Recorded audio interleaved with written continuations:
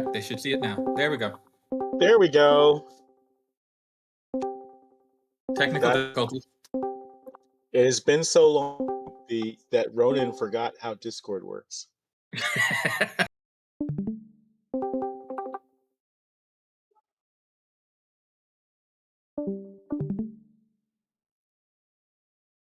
All right.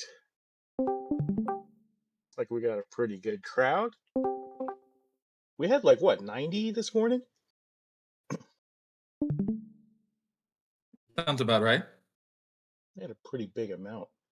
Hope you guys are having a good day.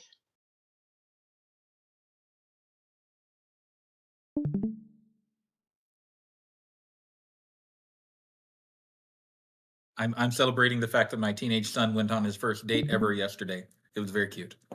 Oh, that must have been terrifying. Hey, he was so nervous. He cracked me up. Hey, Longren, good to see you. Oh, I had the video. All right. In case for some reason you haven't seen the video yet, why don't we play that first just to set the tone here and show you guys what's up. You guys ready? Here we go.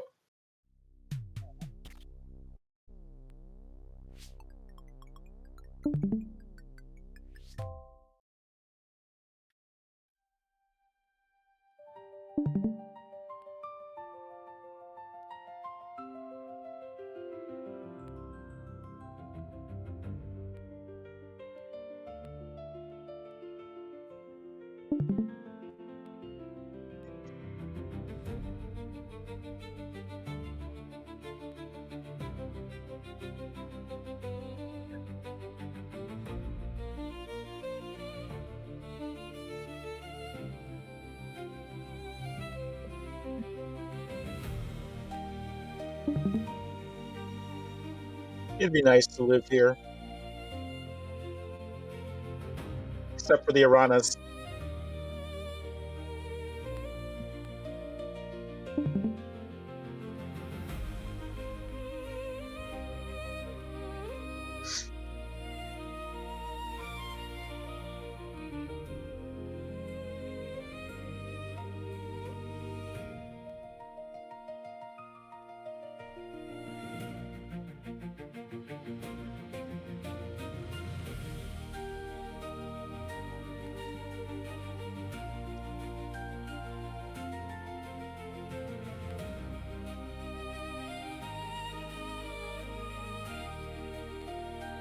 Cyanide giving away the secrets.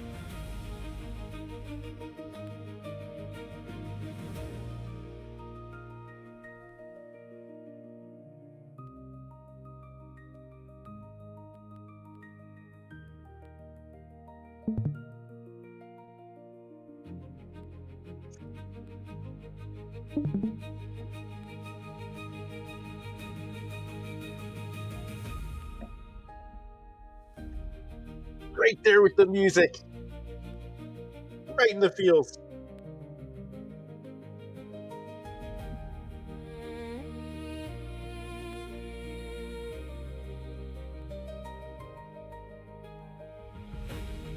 Wait for it.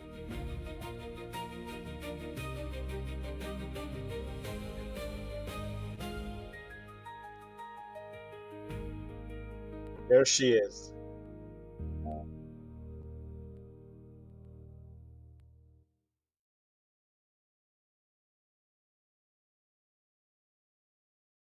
Okay, let me switch over and I'll kind of explain what people saw because a lot of people were confused when I dropped this video with no explanation yesterday. All right, so let me remember how to Discord as well.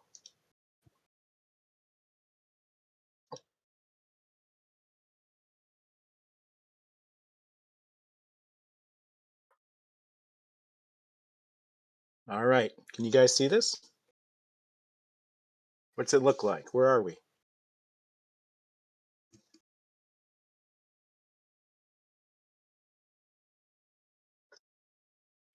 There's a reason I don't Discord, and that's something that I will reveal later this year potentially. Yep, this is a very familiar landscape. Can someone? Does someone? Well, well, show of hands. How many of you think this is Unreal Engine or thought? Jedi thought.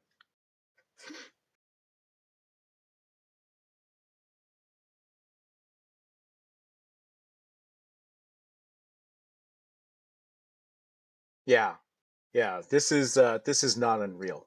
This is this is not Unreal. This is not Unity. This is not the Firefall engine. This is not anything. This is not Godot. This is not anything else. This is the Kaiju engine. And it is completely bespoke created for Ember. And it is 100% created with AI over a course of 5 months of what I call brutal arguing with an artificial intelligence about how engines should be built. Um, so, why did we do this? I'll look around here.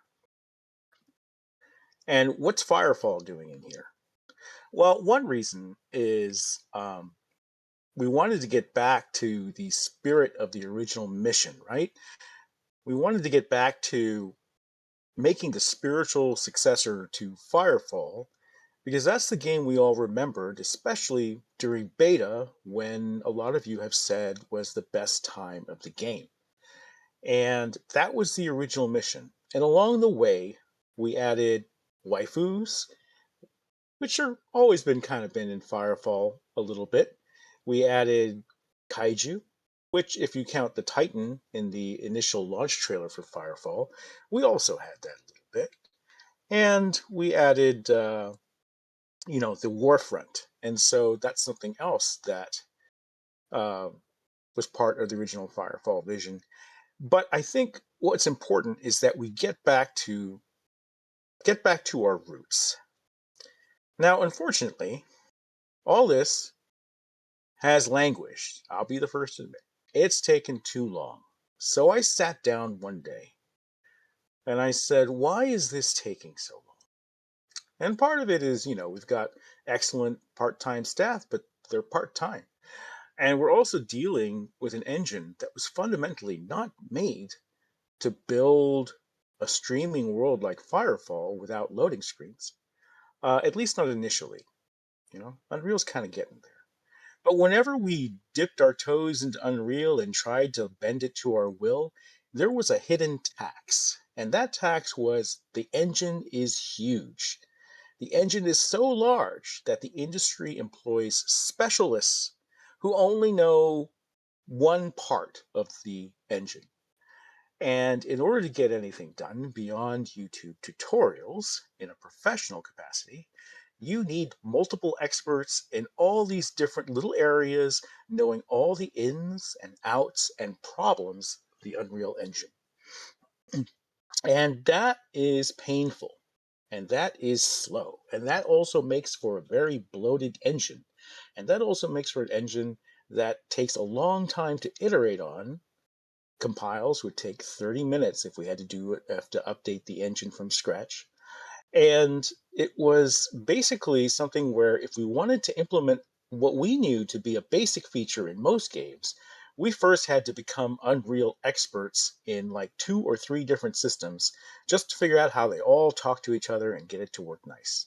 Now, I have friends in AAA gaming, right? And they tell me that when they work with Unreal, they could not ship a game if it wasn't for having Epic on call. I literally had someone tell me, "Hey, yeah, these nice features like infinite lights and lumen, you're not going to get that to work fully without a without knowing someone at Epic Games." And so these were barriers, and we needed a way to go much, much faster. And so what's been created here is a bet I made 5 months ago. 5 months ago, I said, "You know what?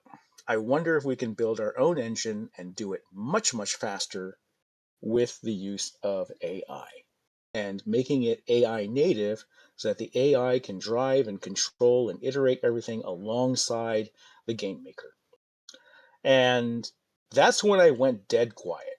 I went dead quiet because I was taking a big risk and I didn't know if it would work. And I didn't want to promise something to you guys and say, hey, this is the path we're going to take, and have, very little to show for it when we were done. So I went radio silent and started to work on this. And, the AIs were pretty good initially. And it was making some headways, and then he hit some walls, and then things didn't work out. But then a new model came along, and it was smarter. And these models are dropping faster and faster. And so the other bet I made was that any trouble I get into building this engine that the AI can't solve, I bet you that within 1 to 2 months, another AI model will drop that's more powerful and will help solve the problem. Because AI is advancing not linearly, but exponentially. And it turns out this was the case. AI has gotten me into trouble, and AI came around, the next model came around and helped fix that trouble. So AI is advancing so quickly that if you know what you're doing as a programmer and a game maker, if you know how these systems are supposed to play together, and if you know where to look for the algorithms that you want to put into your game, that you can create a production ready game engine from scratch.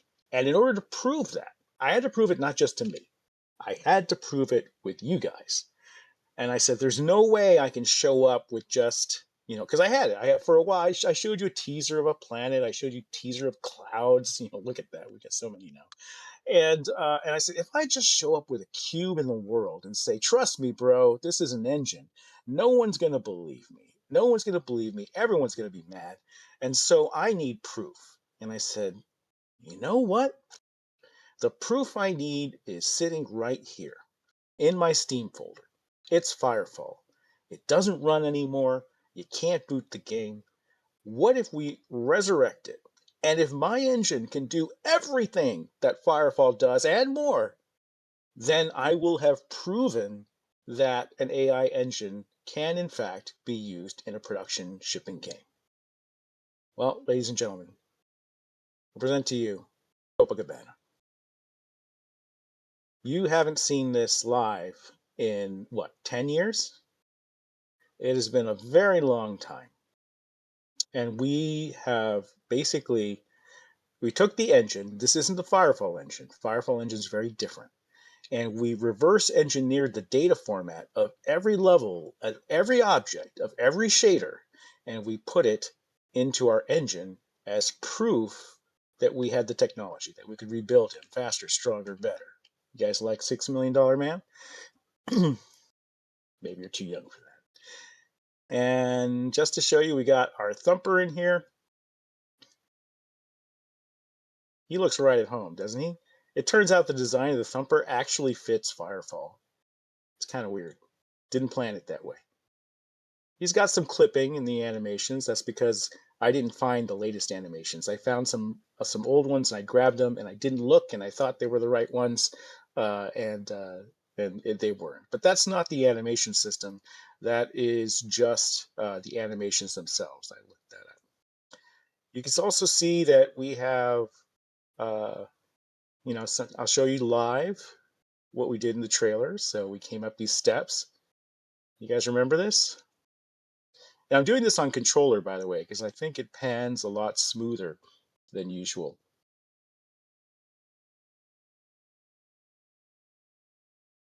I hate using mouse to look around because it gets all janky and jerky. We added some improvements to the engine. There are what's known as contact shadows and better ambient occlusion. They all help to make the stylized look pop a little more, I think.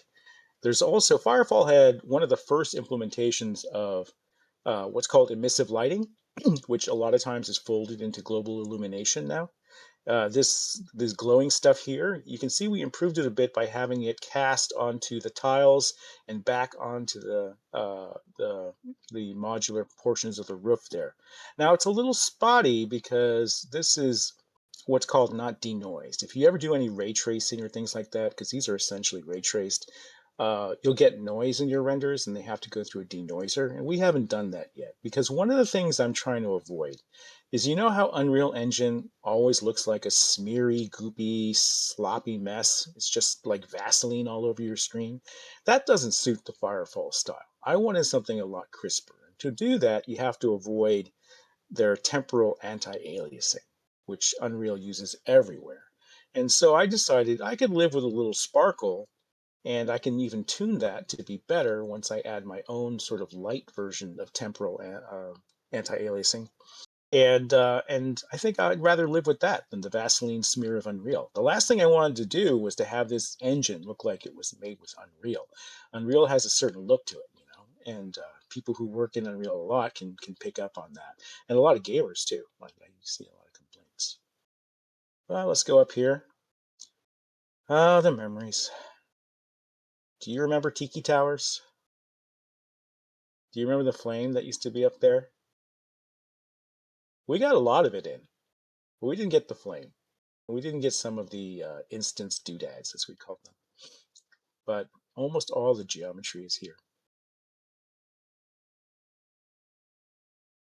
And we even have some interiors. Oh, let me show you a better interior. I was looking for this earlier in the demo and didn't find it, but I think I know where it is now. Oh, do you remember in beta, the opening invasion that was here and the chosen drop pods landing? That was the best. I really liked that opening. I wish they'd kept it.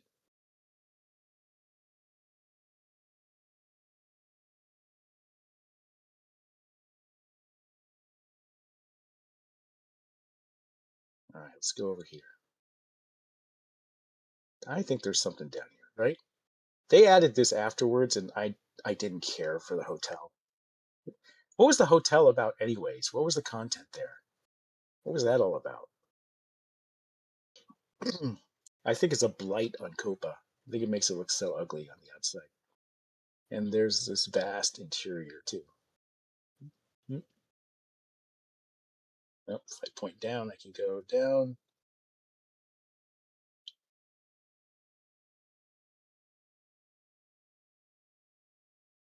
So yeah, we have everything. We've got the interiors.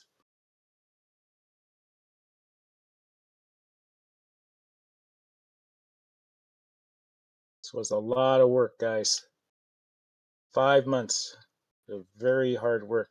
Even though the AI is doing most of the hard work, it's a high, what we call cognitive load, because you have to make decisions about what the AI is doing.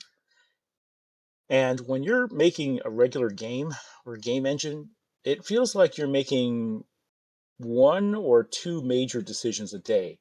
How am I going to implement this? How am I going to implement that? Exactly how is this system going to dovetail with this other system? Because you have to orchestrate all of that. And with AI, you have to orchestrate all of that, but it's so fast that you have to do it at a tremendous speed. So instead of making two major decisions a day, especially early on when I was just laying out the engine, I'm making, I don't know, 7, 8, 9, 10 huge decisions per day about architecture, about data structures, and everything else. And that is cognitively tiring. That wears you out. Even though I didn't write a single line of code, I was so exhausted by the end of the day because of all the rapid decision and thinking that needed to be done. And AI, when I first started, this is how fast it's changed.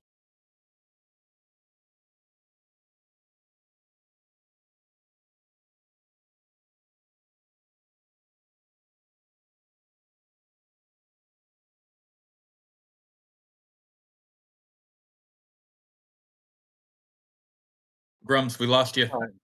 We lost Oh, you for a bit there. oh, how long? What was the last Uh, thing I said? about 90 seconds. You said it.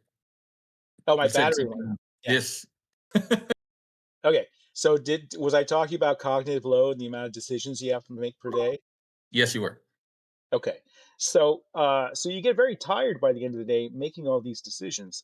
And what happens is when we were first starting out with this, you had AI wasn't that good yet, and you had to make so many babysitting decisions all the time. Oh, look at that frames all the time, and you had to approve everything all the time because you didn't trust the AI to not do something really bad to your system. But it got better. So instead of having to babysit it constantly, as the engine also matured, we reached a point where I can draft a spec and I can hand it to the AI and I can send a team of agents on it and I can check back on it in like an hour or two.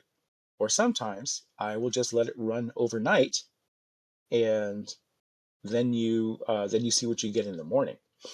So it's gotten easier, but it was very mentally taxing in the beginning, and now I think it's there's better tools for that. All right. So where am I going? Where are we? I'm looking for the launch pad. Where's the launch pad? Is this bringing back memories for you guys? Jedi, I see you.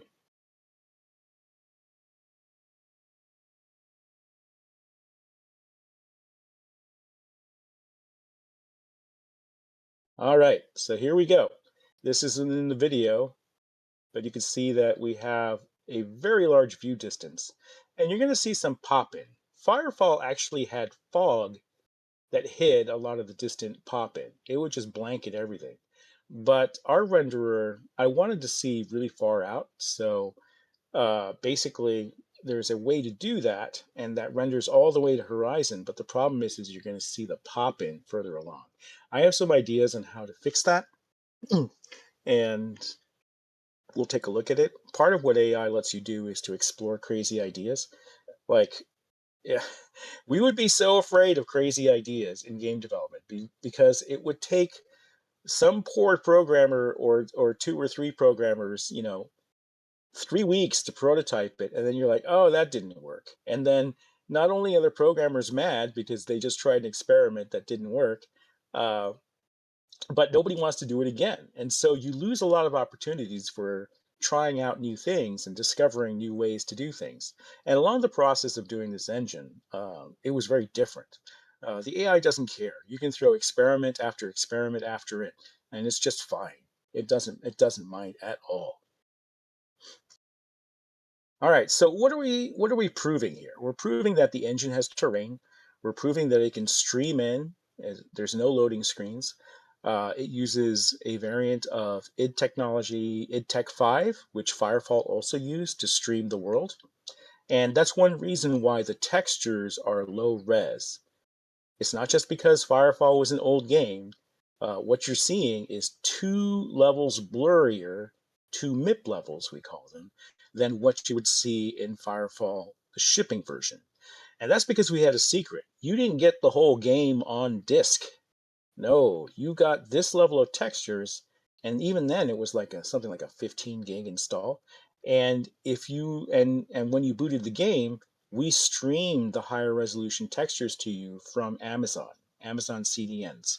So when the game disappeared and went offline, so did those servers, and those high res textures were lost forever. Which is why I was asking a couple weeks ago if anybody still had a copy of Firefall that they had never uninstalled, because if you uninstall it, you lose the cache with all those high res textures. And I kind of wanted to see those high res textures again.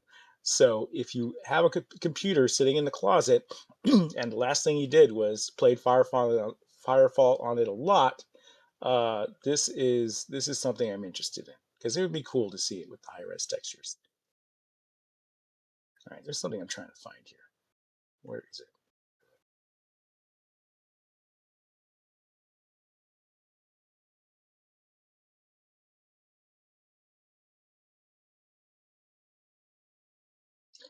Jedi, pretty sure we were running on Amazon even during the beta.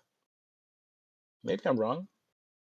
I can ask I could ask Jeff. Jeff ran our servers.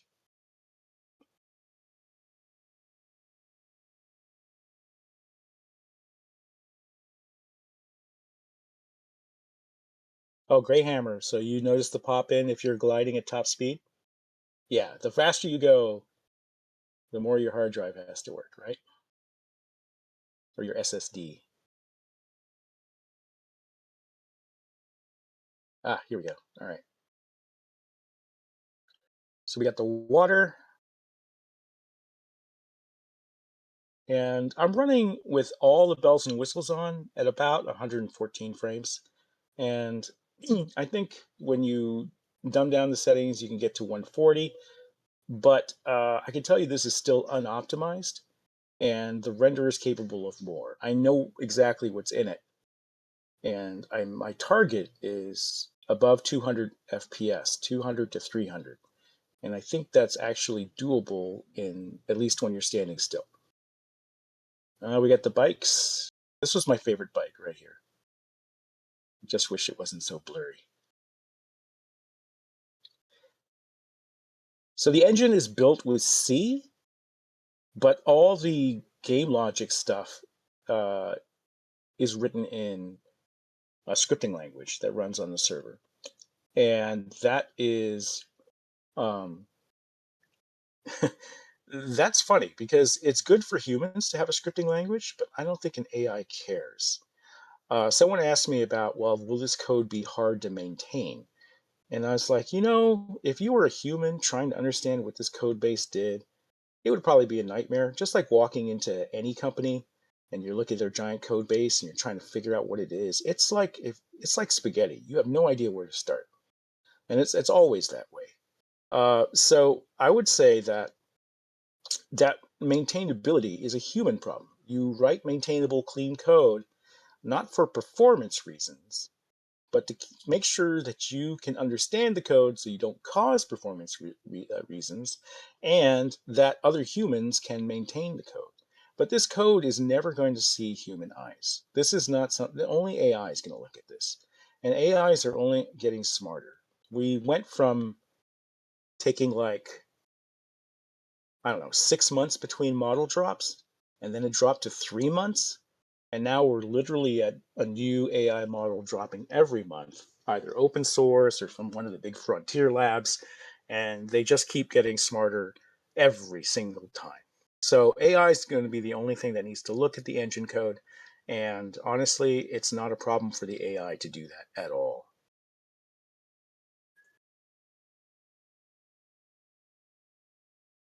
All right, I'm taking requests. Where do you guys want to go?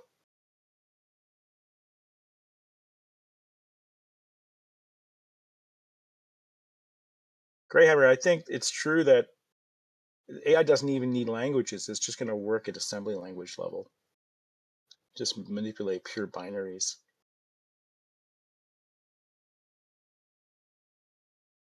Thump dump, sunken harbor. All right, one at a time, folks. Sertao. Right. Let's do this. We'll go. Uh, uh, where do we go? All right. Well, I'm going to go to some places. We went to those places, and we will go to them. Uh, but remember Shantytown?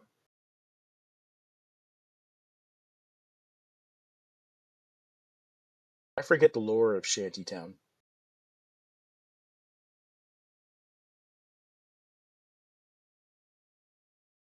But I remember thumping and fighting here a lot. A lot, a lot.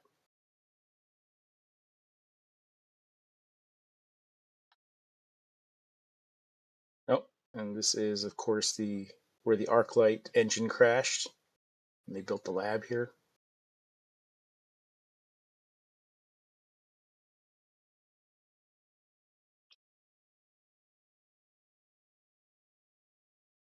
I don't think XP Canyon is here anymore. I think they deleted it.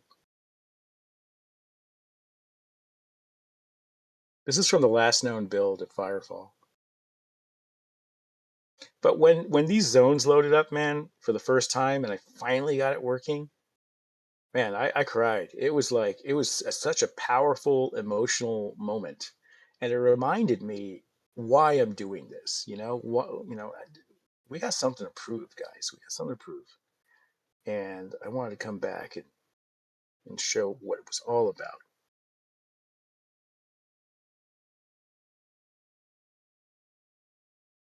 But yeah, there's a lot of stuff here. I think they overstuffed it. There's a little too much stuff, and I think that happened. We used to have more landscape moments because I always used to talk to the team about the importance of in an MMO of having landscape moments, just gorgeous scenes that you look out of, that you don't feel overcrowded by other human buildings, and you just kind of get lost for a moment.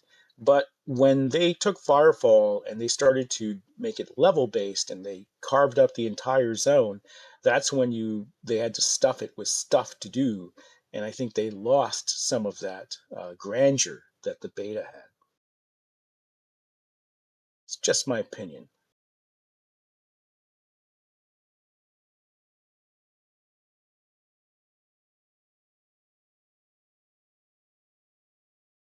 All right, here we go. This was Faye's big request too. She's like, I want to see Sunken Harbor and Terremoto.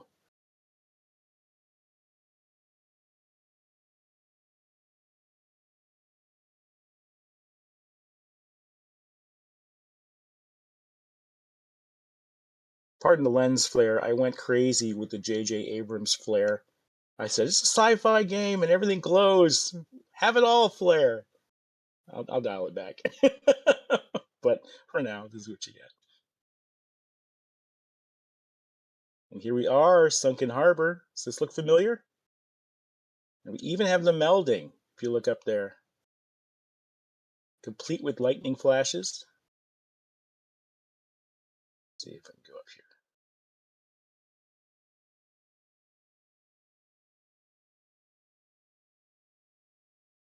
I don't think we did enough with this space up here. We had all this room, and we didn't do much with it. I don't know what we would put here, though. Vendors?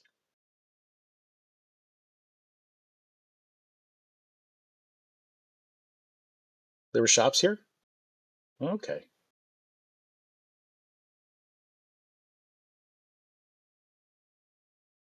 I don't know about you guys, but I have a very powerful emotional reaction whenever I go through this game. I know it meant a lot to you guys. It meant a tremendous amount to me. It was my passion. Boy, that was that, and a lot of heartbreaking moments too. But hey, we got it back.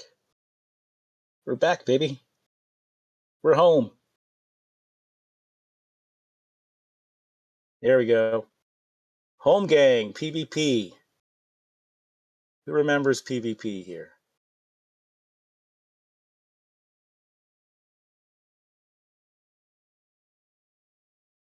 That mask is so cool.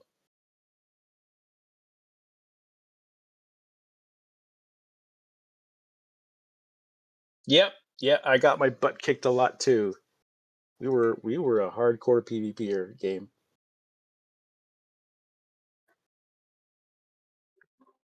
Somebody told me if you're not good enough at playing, you have to become a dev. That's pretty much true.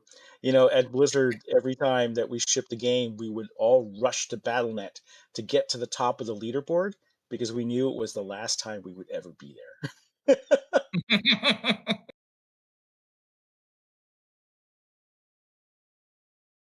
You remember this place? Now, I know there's content here. I'm trying to find it. Or was it? Was it way up top?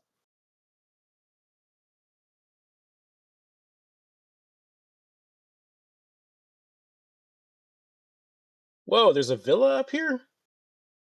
I don't remember that. It's beyond the melding. When did they add this? This is the first time I've ever been here.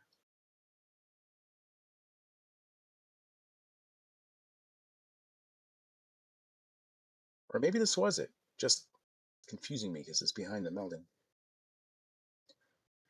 The mind plays tricks on you, man. But look at that view. Do you remember gliding from this point to get the achievement?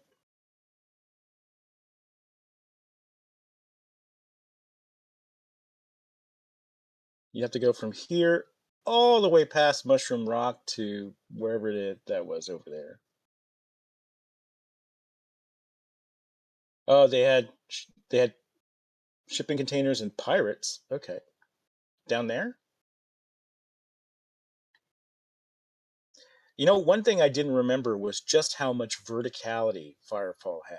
And it reminds me of how much Anthem reminded me of Firefall and how I feel like they had to have taken some inspiration from us. Just a drop because there was so much about Anthem that reminded me of Firefall.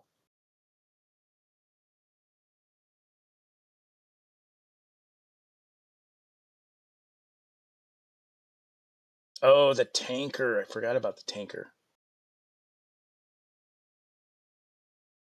When I'm here, the first thing everybody asks me to do is turn around, look for the arc light. Sorry, it's just a hole where the arc light should be. No arc light. It's because we moved it. It's no longer crashed. You'll see it later. All right, so that's Sunken Harbor. And what were the other requests? Somebody said Tump Tump.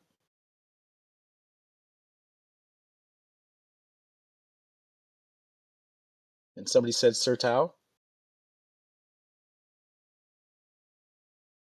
right,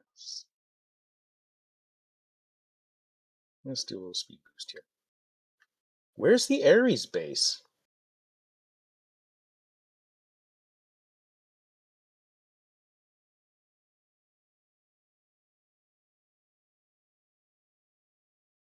No, we can't go to Devil's Tusk. There's only Sir Tao and New Eden.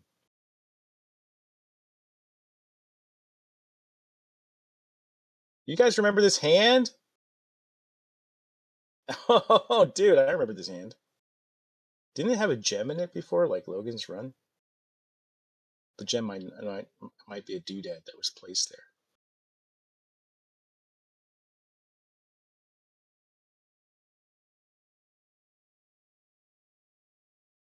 Render all three zones? You could. There's literally nothing stopping this engine from doing that, as you've seen before, and I'll show again.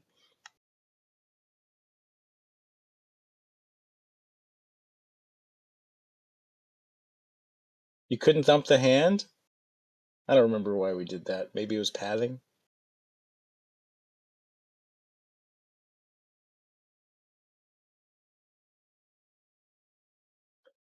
So the speed that we've gotten is truly astounding. We're talking, this engine is over 1 million lines of code written, 1.3 million, and we settled on keeping about 300,000 lines of code that were after the refactors, because we did this engine 3 times, the AI, right? I had to refactor it several times, and when new models came out, I would take advantage of it to improve the engine even a little more, because it would not run very fast at all in the beginning. And so it took extensive refactors, which is very expensive and difficult to do on a human team. But with AI, refactors are much easier. And then I looked at the amount of lines of code that we had in the Ember project, and Ember has 15,000 lines of C++, and if you count the blueprints and estimate that, it's about 60,000 lines of code. So you're looking at a huge jump in the amount of code that can be generated in a much shorter fraction of time, just 5 months. And that has been just an incredible eye opener. And the fact that it can do this is amazing. And not everyone has done this, by the way. Oh, TransHub. Here we go. Check that out. You can see all the loading is very smooth. The thing is completely multi-threaded up the wazoo. That was a choice, right? The AI is not going to do that on its own. You have to still be the architect and tell it exactly how you want things structured. It can suggest things to you, and it can debate with you and discuss the best approaches, and then you can pick an approach. But ultimately, you're still making a lot of decisions at a very fundamental level. But it's just been going so quick, and so if we can deliver, you know, 1 million lines of code in 5 months. We've basically accelerated development by order 2 orders of magnitude. One order of magnitude is 10x, 2 orders of magnitude is 100x, and we are around 93 to 97x right now when I measured it. And that is very, very insane and very, very cool, because that means that we can finish this game and we can do it quickly. Um, the only thing that's going to slow us down is human art, right? So we still need humans to do art for the game. Uh, for the small things, maybe we can use AI artists, like for a lamppost or something like that. But if it's a character or if it's something significant, um, I think the quality of AI isn't there yet to my liking, and I would like to see uh, AI used where you don't notice it and it makes things faster and better, and to avoid AI where it makes things worse. And I think that's the important thing. So yeah, that's the only thing that's gonna take time, is the human factor of creating the art for this game. Now we do have some art, we do have to polish it up, but there is more to do, and you're going to see us put a lot of time into the code side. You're going to see the code features ramp up very quickly, and then the art features somewhat, lag behind. And that's just because the difference is, it's like 100 times different in terms of speed. It's crazy. So I kind of posted this on X this morning, and I didn't realize it, but the post kind of blew up. And um, because even people who had been experimenting with AI and 3D engines, nobody's done this before. Nobody has pushed it this far. They all have their experimental engines, and these are professionals, right? And they can probably go into this and make it 10 times faster. Maybe I can get their help to do that. But I think if I hit 200 frames, I'm happy. And but everyone's got they're all using AI now, by the way.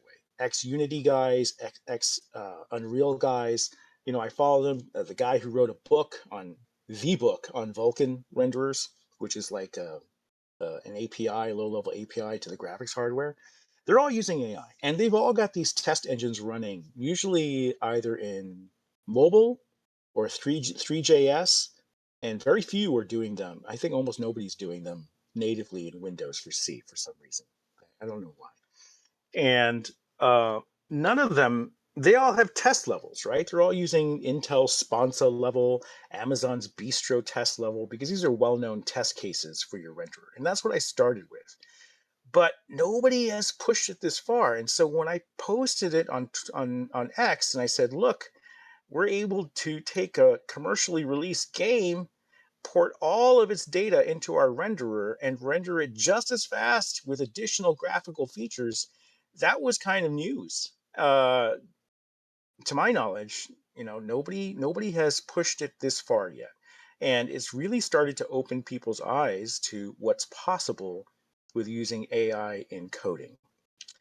And that made me happy, because it's always nice to feel like you're contributing to the field in some way, that you're pushing the envelope, and that you're going to inspire other people to push even harder, which is going to make your ass work harder. That's all part of the great circle. I'm fine with that.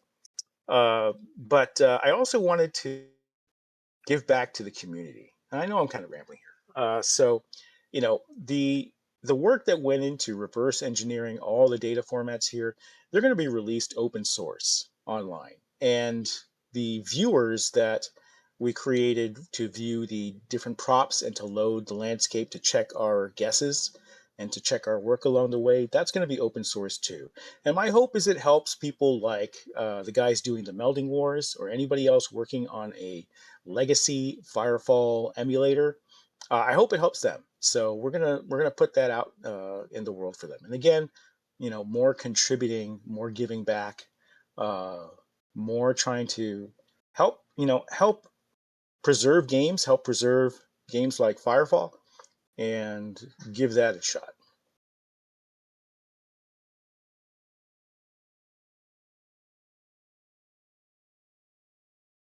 Equalizer. Yeah, animations will slow down a little bit for sure. So what I try to do is I buy headroom. I want to get, when I say I want 200 FPS here, I'm going to shoot for 250 because I'm saving 50 frames for things like animation and physics in the background. But we are highly threaded. This is Dredge, so we make good use already of your CPU and of the GPU actually. But we're not quite there yet. So we have more work to do, more optimizations to do, and I'm pretty confident we can squeeze out another, I would say, 60 frames, and I'm shooting for double that, and then we'll see where the animation takes us. But yeah, I'm sitting there looking at every millisecond, man. I'm like, how much does this feature cost? And then I'm like, can we shave zero point 0.2 milliseconds off of that?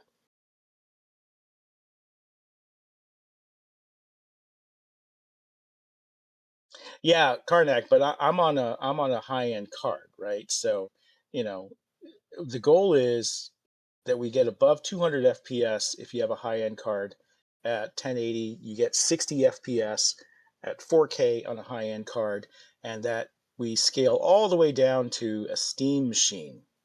And a Steam machine, we're hitting a solid 30, right? 30 to 60. I'd be happy with that. And I think stylized graphics can help us there. These are stylized, but they're still taking up a massive amount of shading time because the lighting model I have, it's very nice, but it's basically a duplicate of Blender's lighting model, Eevee.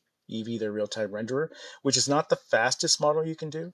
So I might start, you know, taking a few shortcuts here and there if I need to get the frame rate up even higher than where it is now.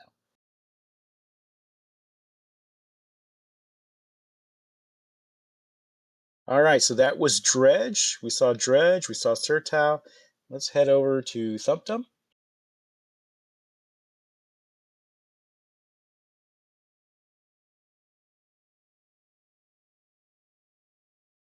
Funny enough, I ran Firefall on this machine with this graphics card using the Melding Wars pip server.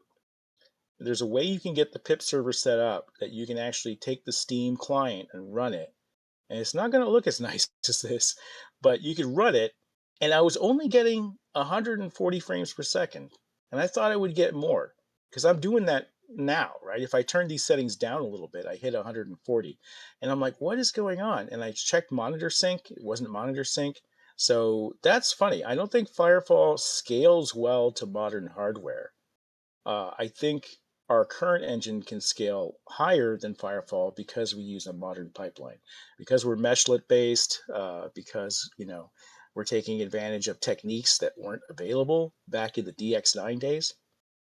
Oh, I totally failed on the Crystite shader, guys. I tried to reproduce it, but it's just a glowy mess of glass shards.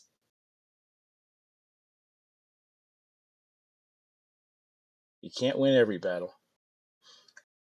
And I would have eventually got this. I would have been like, you know what? I'm gonna.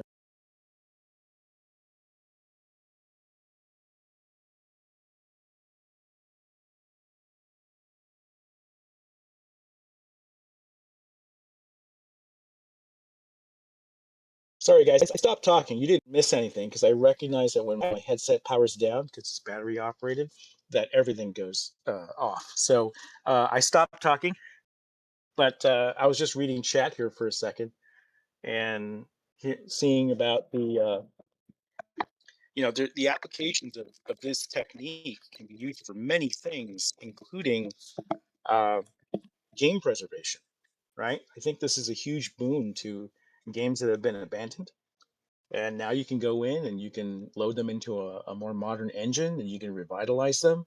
I think that that's going to be very fascinating.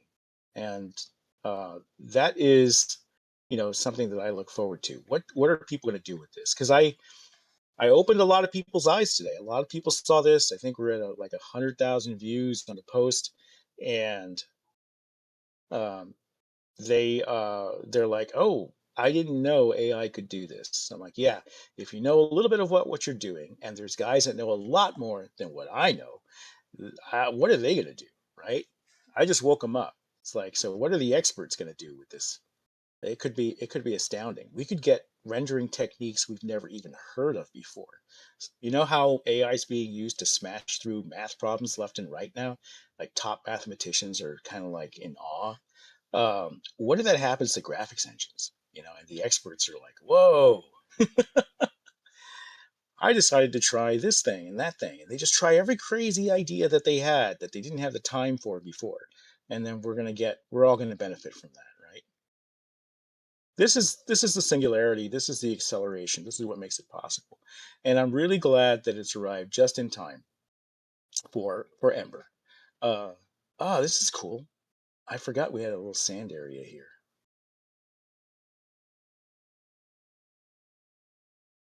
Little dune action.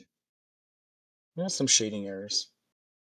It's not worth chasing down because this will all be replaced with Ember art, Ember levels. That's something I got to talk about. I mean, somebody asked me last chat about the copyright implications. And I want to make it very clear that's why we're not distributing this. You're looking at a video and you're looking at a stream of what is basically a research case, right? And the research case was, can we run Firefall in the Kaiju engine? And the answer is yes. But it's not something I can give you guys, right? It's not something I can make available for download because that would contain original Firefall assets, and that's a problem. So, what is potentially possible, and so this is why I wanted to emphasize one thing.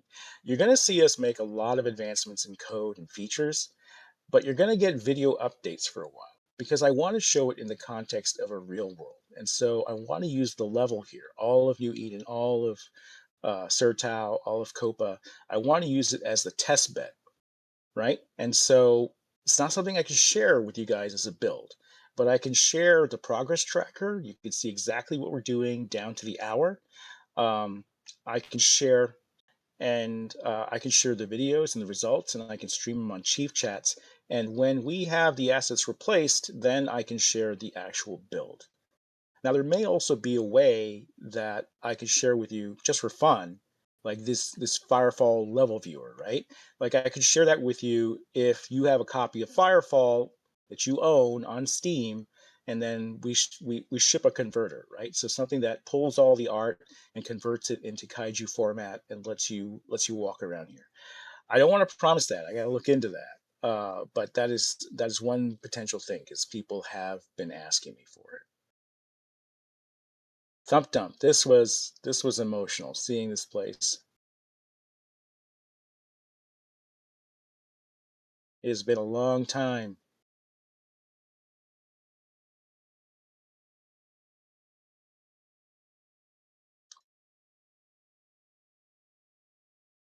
very long time.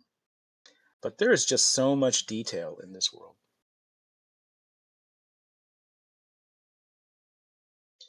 Giga, you might not be far off the mark there. He said when Ember launches, our OPAI will be actual AI. Who knows? It's certainly within. It's already possible, right? I'm being serious too. It's already possible. And so the question is, you know, will we do it? Is it worthwhile? That type of thing. Does it cost effective? Someone's got to pay for the tokens, right? Oh yeah. You remember early on in Discord, when I was first fooling around with ChatGPT's API, I had one of the first chat bots, and you guys were chatting that thing up so much that I kept running out of tokens. A Luna would just exhaust all the tokens because you guys were asking her everything. And then all the community guys, the community managers, Faye, you're all complaining to me. It's like everyone's talking to the bot. No one's talking to us. So I turned it off.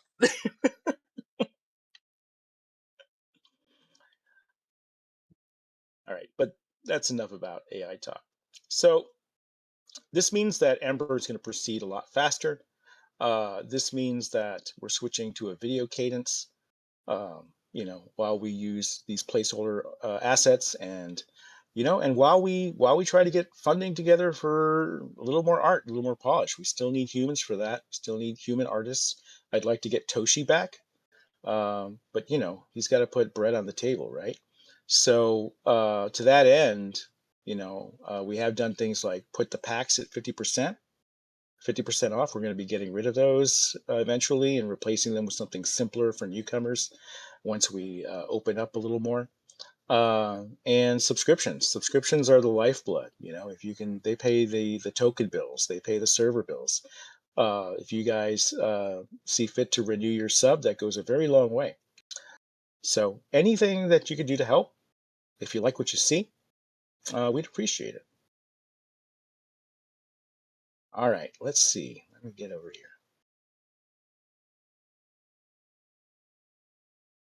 Yeah, trying to get A Luna to give out gate codes. I remember that.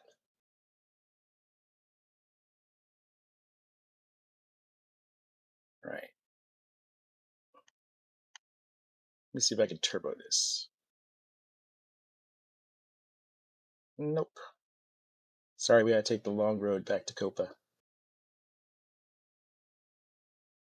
I'm sure you don't mind though. I'm sure you're like, oh, I remember that, and I remember that, and this is where that happened.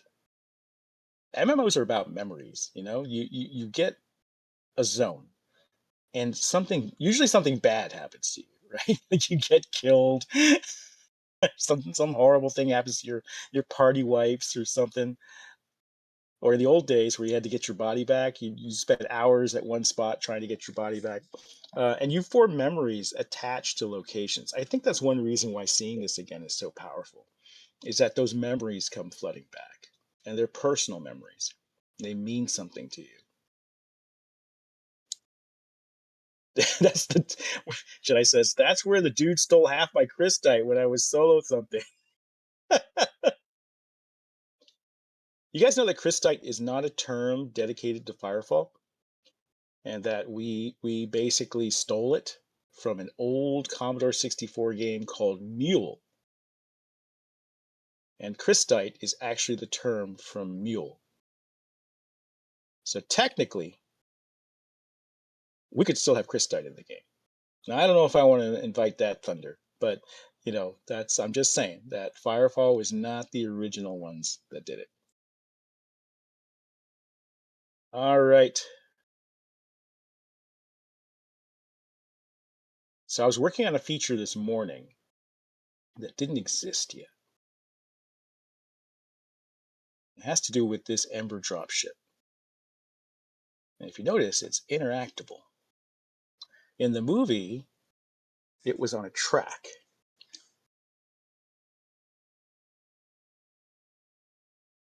But as of this morning, I could fly it, which I thought was pretty cool. And again, everything is already client server networked at a basic level.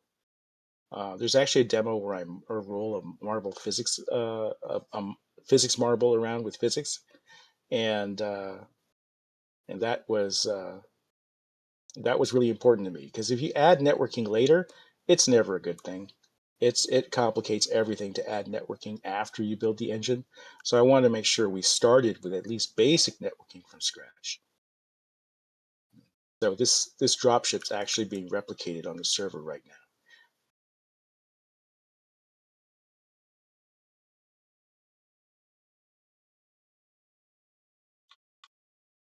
Let's see, let me go up here.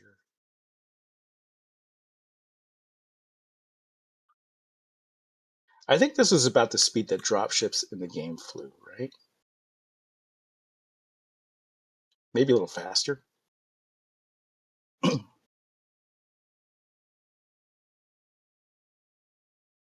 Yes, Greyhammer, you can fly the dropship.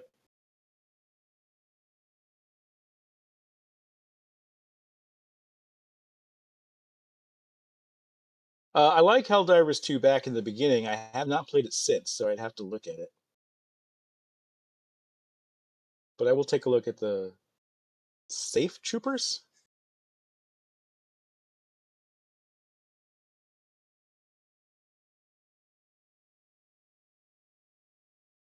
So I measured this, and it turns out that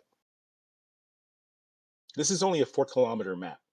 They just packed so much into it, it felt bigger. Right now, we're just hovering.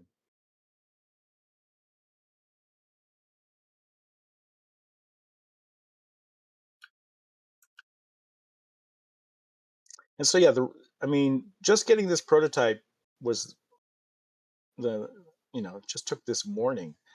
It just shows you how fast you can move. And, we have a dropship asset that's already built, everything else, that's great. But getting the code up and running was also kind of difficult. And like I said, Unreal's a great engine, but there's a hidden cost to it. And I think more and more game companies are going to realize that. And they have to hire all these Unreal specialists. On one hand, it's great because you have a talent pool of people to hire.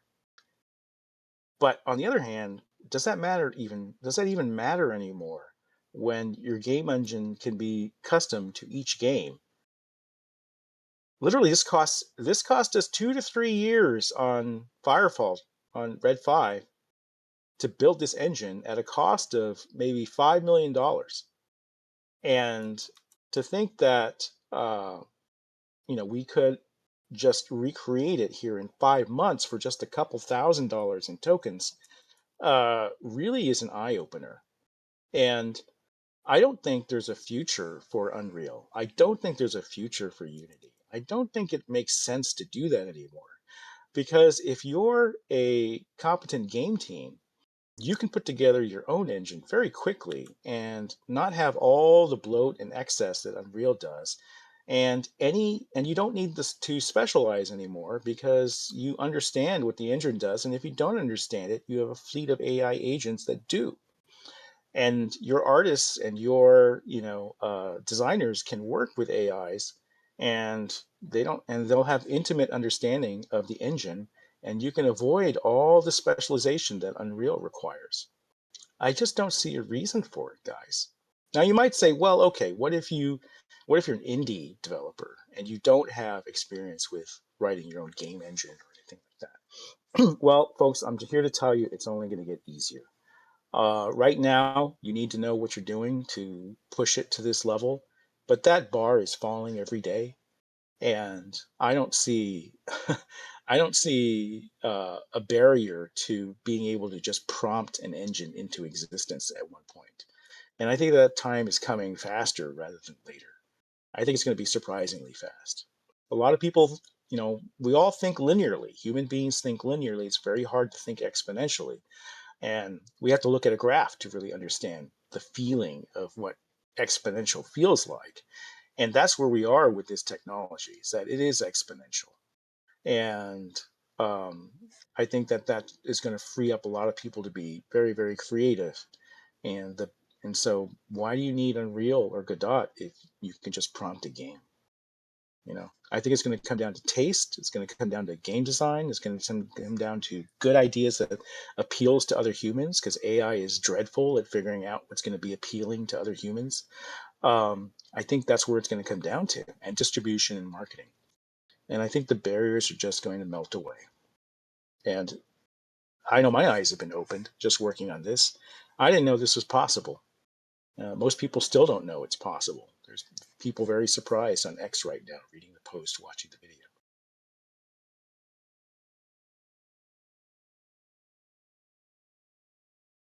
All right, can you hear me? I lost battery there for a second. Okay, so this dropship doesn't go very fast. Let me try. I added a feature, and I'm going to go switch to mouse mode here because I can control how fast I move. It's just like Unreal. Mouse wheel controls how fast I move. And I want to show you something.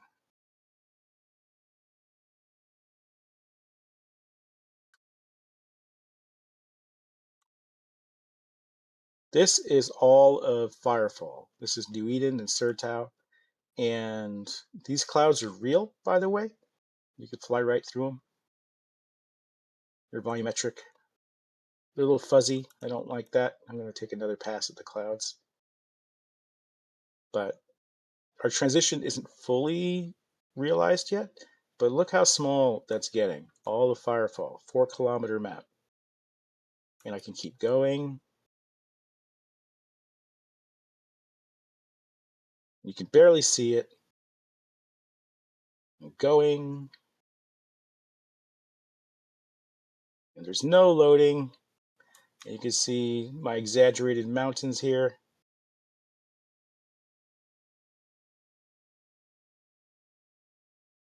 Until we are out in space.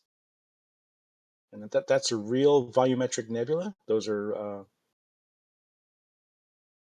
you could fly through that. It has volume. It also takes up a lot of memory. But there's a SIGGRAPH paper I read recently that just came out that talks about how to reduce the memory that storing this much cloud information takes. Maybe that'll work. Maybe I can put AI on it and figure it out. We'll see. And, Ember is a planet with volcanic activity, so I wanted to make sure we got that on the night side. But this is the size of our moon, the Earth's moon, right? And it is already so large. And, and it is LODable right down to the surface. Now, the actual planet doesn't have a lot of detail yet. There's no textures. There's no detail. So I call this stage 0 planet, kind of making fun. Oh, there's a bug. There's the LOD pop. I haven't seen that one before. There, tiles loaded. Gonna pop again? No. Okay. Uh, but Star Citizen does this, right? And Starfield doesn't, which is funny. Star Citizen does this, and they just released a new Planet Gen tech, which is phenomenal. And we're not going to do that, right? Because the point of the game isn't to visit every part of the planet. We couldn't possibly make all the content for a planet like this. But I wanted to remember we talked about home, the space station in orbit. I wanted to go from home, and then I wanted the drop ship to drop you into these zones that were scattered around the planet for either mining resources or for defending against invasion. I think that we can do now. We have the tech for this, and we don't have to hit a loading screen. Maybe there's a network handoff, right? At some point, we'll hand you off on the server, but there's no graphics loading screen whatsoever.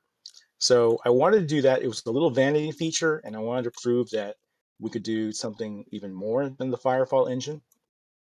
Firefall was originally supposed to have a planet. Not many people know this. Our editor, where we built, New Eden, we would actually open up the Earth's globe in our editor, and we would check out the part of the planet where Fortaleza, Brazil was, and then they would start sculpting that level right there. But by the time it got into the game, you lost that. You didn't do that anymore. All right, so I think I'm going to end on this note. Let me show you one more thing.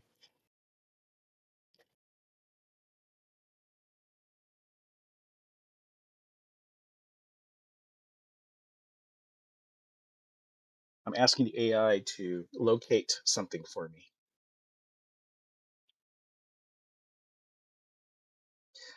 Yeah, the video is on my X post, not the live stream. Greyhammer. Oh, crap! It was there for a second. Did you see it? It is so small that I'm not going to be able to find it because the arc light is big, but it gets lost in all this. So I'm going to have it teleport me again. I was moving too fast. No, it's just so small that if you lose it, you ain't going to find it again. Oh, shoot. Did I just do it again? Crap. I know it looks like you could find it again, but remember how big Firefall was, the level? It was a little tiny dot on the map. Imagine trying to find the arc light. One more time.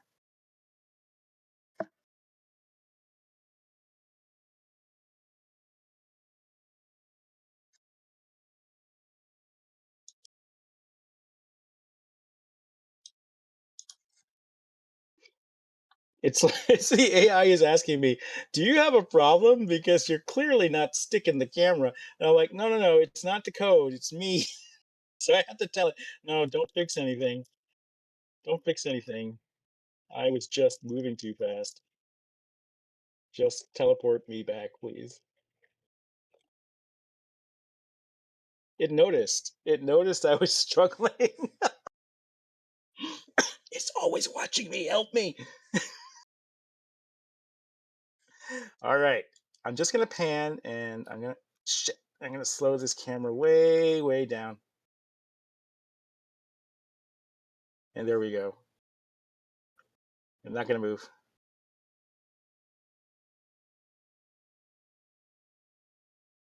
And the arc light is huge, right? It's like 500 meters long or something like that. It's crazy.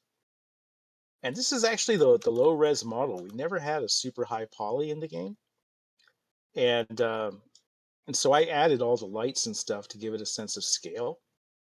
Otherwise, it was all kind of dark, and the textures were so blurry that the emissives weren't working.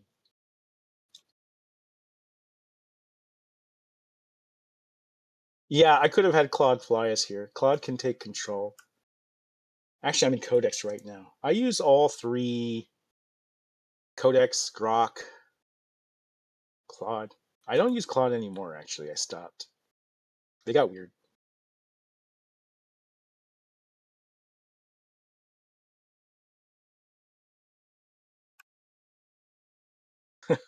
This ship is so cool. This is one of my favorite spaceship designs of anything. Not just. I was so happy when Joe Peterson concepted this out. He was one of the ex Blizzard guys that joined us, and just a brilliant artist, right? And he did such a great job with this. And look, it's the poster parked in exactly the right spot. So yeah, so that is, I mean, that's the demo. I wanted to show you everything that we've been working on the past 5 months, and you can go to progress.noclip360.com. The mods will post a link, and thank you, Greyhammer. The mods will post a link, and you can track our progress daily. Now, the way it works is you get to see the past progress because I don't want to ruin surprises. So the lockdown date was, I think, yesterday, and you can scan and see all 5 months of work every day, nearly every day, up to yesterday. And then when we drop the next video, then we push all the new information, and you can go back and see what we've done there. And that's because if I just start real time linking and posting, you guys are going to see what I'm working on, and it kind of ruins the surprise. So I do want to keep some sense of awe, some sense of surprise. And yeah, there's the poster. Control Alt. Yeah, I still have mine too, framed. Oh, I got the tilt wrong. Wait, there we go. That's more like the poster. Ta-da! That's actually pretty close. They did a good job modeling that ship.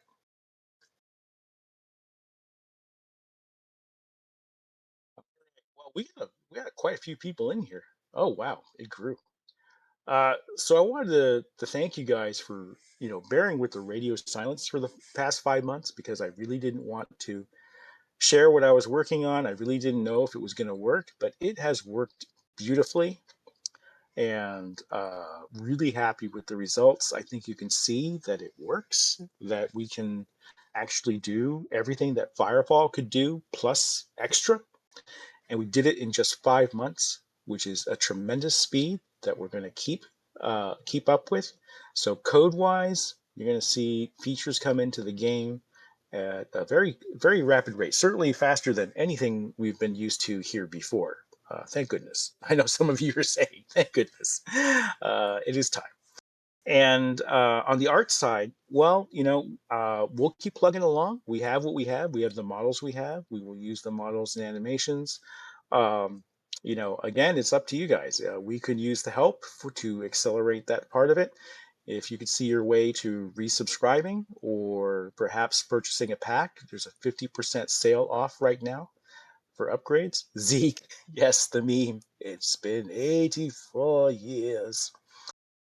We'd really appreciate it because that would help us, especially the subscriptions. Subscriptions are the backbone. And I know that we haven't dropped skins in a while, but we will be dropping those skins for people who sign up. And you'll get to see what they are. And I'm going to work on something for those skins. Again, I don't want to tell you what it is yet. I don't want to promise anything I can't deliver. So we'll see how it goes. But yeah, no, appreciate you all. Appreciate all the mods. Appreciate Ronan and Faye. You guys have been great. And yeah, I just it feels so good to be back here with you guys. It feels so good. I'm really glad to be here with you. And yeah, I will see you next time. I will hand it off to Ronan for the deep strike now. Awesome, awesome. Guys, it is so good to be back.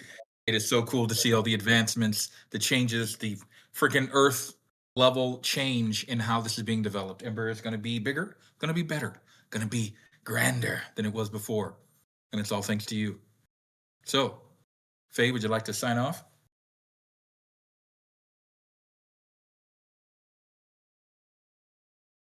Oh, she must be chasing somebody down. I was chasing the mute button down on the TV. It's good to be back. Hey, y'all. Awesome. Okay. And so, until next time, deep strike.